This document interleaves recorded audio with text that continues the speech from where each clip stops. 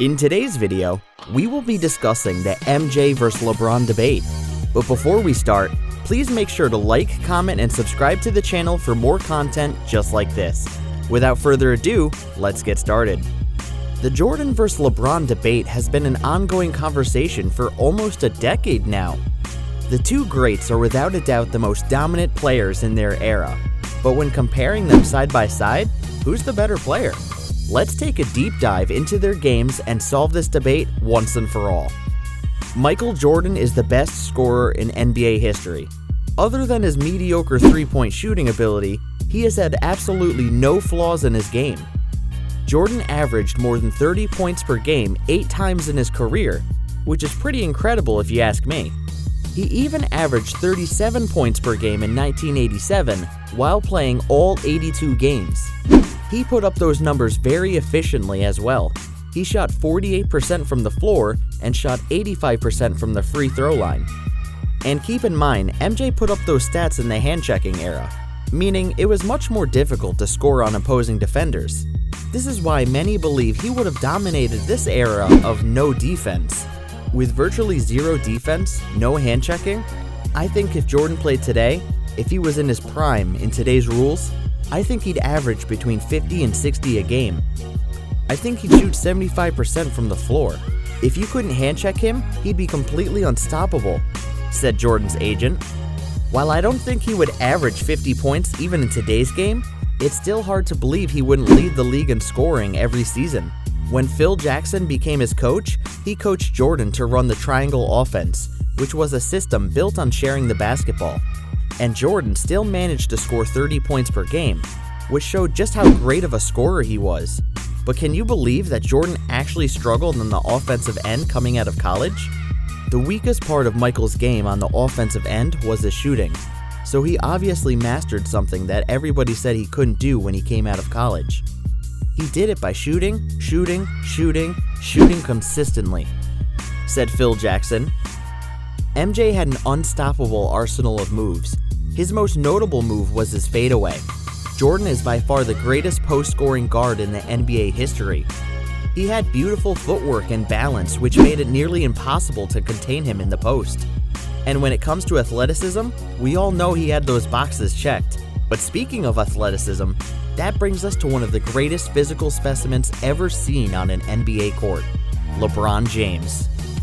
LeBron James doesn't have a smooth and consistent mid-range jump shot like Jordan, but he's ranked second in all-time scoring for a reason. He has averaged over 30 points per game 3 times in his career, and given he's a pass-first player, it's very impressive. Many critics don't label James as a scorer due to how he gets his points. He doesn't have an appealing scoring playstyle to most people. At 6 foot 9 inches tall, weighing above 250 pounds, he usually bullies his way into the paint for easy dunks.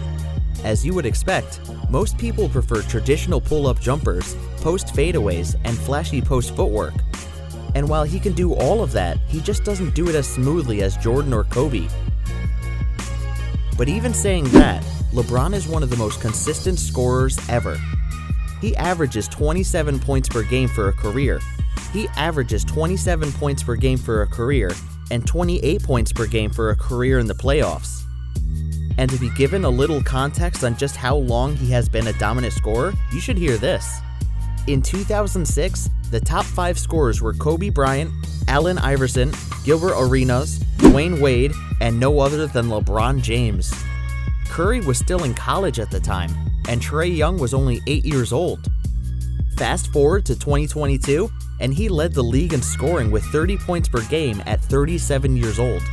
Due to James getting up there in age, he developed a reliable jump shot from both the mid-range and three-point line. In his last 5 seasons, he has attempted over 6 threes per game, which shows just how dependent he is on his jump shot given his age. But don't get me wrong, he's still an elite finisher, and other than the Greek Freak, I can't think of a more impactful driver. Really great players are normally judged on how well they can perform in the clutch when their teams need them most. And in this video, we will do the same. So let's take a look at their clutch statistics. Michael Jordan shot 49.7% from the field in his career, while LeBron shot a slightly higher 50.4% in his career. Both numbers are really good and show just how efficient scorers they were. But when facing elimination, Jordan shot 48.1% from the field, and LeBron shot 53.9% from the field when facing elimination also. Now let's visit their clutch free throw numbers. When facing elimination, Jordan shot 77% from the free throw line, while James shot only 66%. That isn't really a big surprise, as we all know LeBron is one of the worst superstar free throw shooters ever, and Jordan was the complete opposite. Michael averaged 33 points per game when facing elimination, and James averaged a ridiculous 36 points per game when facing elimination. All in all, statistically speaking, LeBron James is the more clutch player, but how many would still choose Jordan in close game situations due to how many ways he could put the ball in the hoop, which is totally understandable. Another argument is who was the better playmaker. Well, obviously it's LeBron James, but the gap between the two isn't as big as it seems. Jordan has a career average of 5.3 assists per game. Now, he wasn't an elite passer, but to say he wasn't a good one just isn't true. He even upped his assist total in the playoffs to 5.7 per game. Michael's IQ made it easy to read defenses and make the right plays. He and his team also had great chemistry, which helped a ton. LeBron has averaged 7.4 assists per game for his career.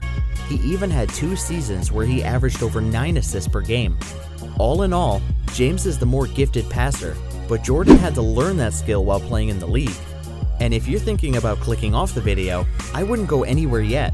Next up, we'll be hearing what current and past players think of this very same debate. Like I mentioned earlier, this debate has been ongoing for what seems like an infinite amount of years, and has caused both current and past NBA players to give their opinion on this debate. 3-time All-Star Gilbert Arenas chose James over Jordan.